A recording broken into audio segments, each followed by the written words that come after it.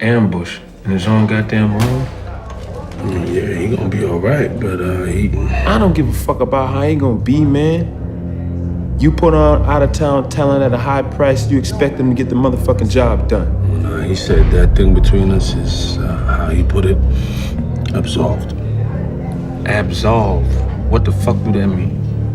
Alright, now before we even start, y'all, the word absolved must be defined, because it's impossible to understand the context of this conversation without knowing what this word means. Now, firstly, the word absolved is a verb.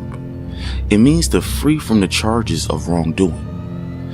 It's synonymous with words like acquit, exonerate, and vindicate, which all kind of mean the same thing. So why does Brother Mozone specifically use the word absolved? Because absolve also implies a release, either from an obligation that binds the conscience or from the consequences of disobeying the law or committing a crime. And this is important. Brother Mozone is literally teaching us how a vocabulary can save your life. With one word, he's implying three different things. One, that he already was suspicious that y'all set him up. Two, that he's no longer suspicious about Avon being involved. And three, that he's only suspicious about Stringer Bell, who now has his undivided attention. I just want to let you know that we got your back. You know, whoever did this, we'll find him. We got you understand? I appreciate the offer, but that won't be necessary. Inform Mr. Barksdale that any obligation he feels he might have with regards to this incident, it's absolved, along with our agreement. Now, if you were just listening closely, which I advise you to do every time Brother Mozone speaks, the second thing that went over Stringer Bell's head was the pronouns being used. When he relayed that message back to Avon, he uses the plural word us. But Brother Mozone specifically said, Inform Mr. Barksdale that any obligation he feels he might have with regards to this incident, it's absolved, along with our agreement. Now, I know that this might seem like nothing, y'all, but the way that Mozone is structuring his words is very important. Notice that with one sentence, he manages to single out Avon 3 times, while at the same time isolating Stringer Bell, who also doesn't catch this distinction. Now, String does not hear Mozone's threat because it's not in what he's saying, but rather in what he's not saying. Inform Mr. Barksdale that any obligation he feels he might have with regards to this incident, it's absolved. Translation: tell Avon that he does not need to feel responsible for me being shot in my hotel, nor should he feel obligated to lend support, for this is solely my responsibility. And besides, Mr. Barksdale has been acquitted of all charges, leaving one person that knew my whereabouts. See, great dialogue is the ability to say things without really having to say them. I read somewhere that during a face-to-face conversation, only 7% of our communicating is done through words. The other 93% is done through our tone of voice and our body language. But again, I don't expect Stringer to catch these subtle ass micro expressions that Brother Mozone display every time String says something foolish. Who would have thought that a vocabulary would be Stringer's undoing? Because next, Brother Mozone throws out a plural word as bait, and Stringer Bell bites immediately, sinking the hook right into his cheek. Well, all I'm saying is... I understand perfectly well what you're saying. What I am saying to you is, I will take care of them myself. Them? Who came at you?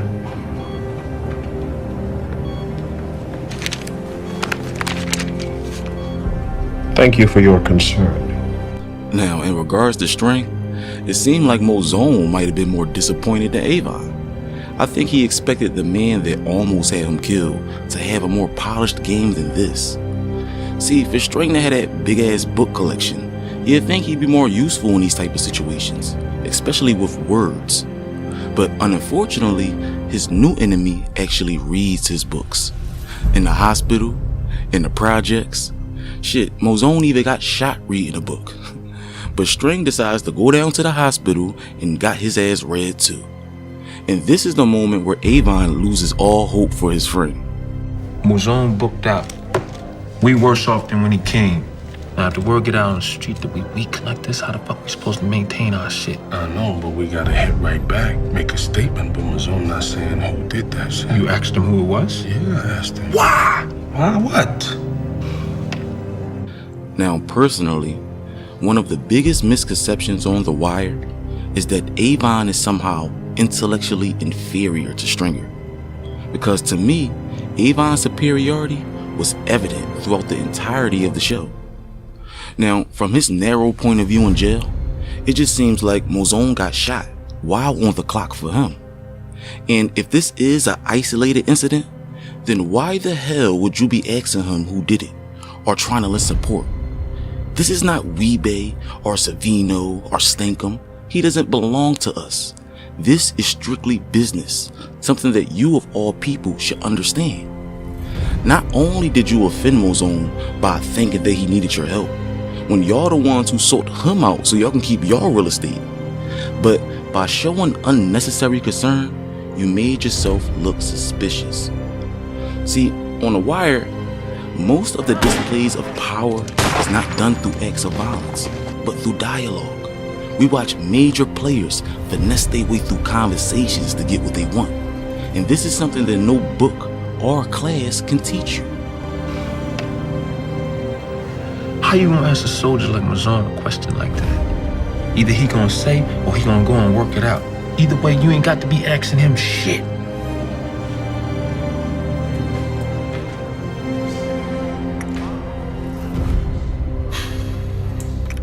Man, every market-based business runs in cycles, and we're going through a down cycle right now. String, this ain't about your motherfucking business class either.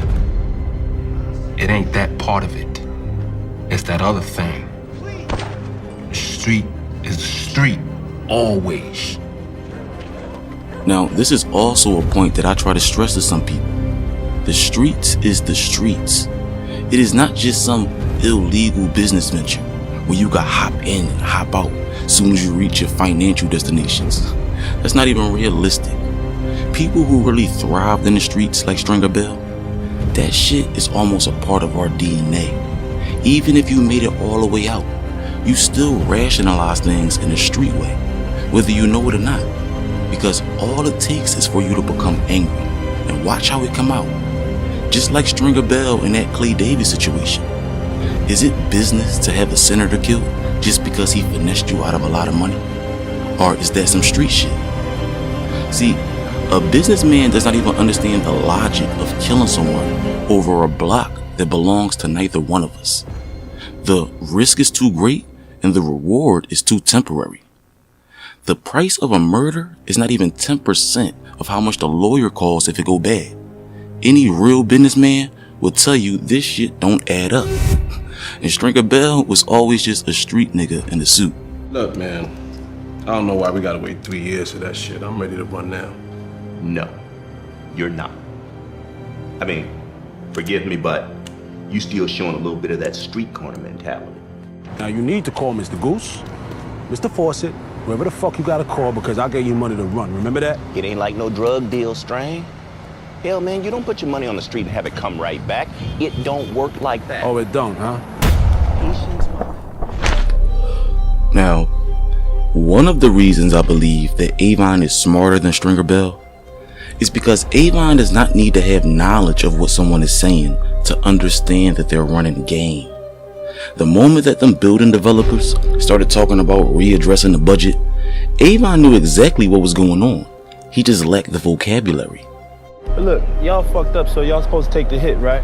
Excuse me? I mean, my man here don't know shit about no gun costs. He don't know nothing about no price of no steel.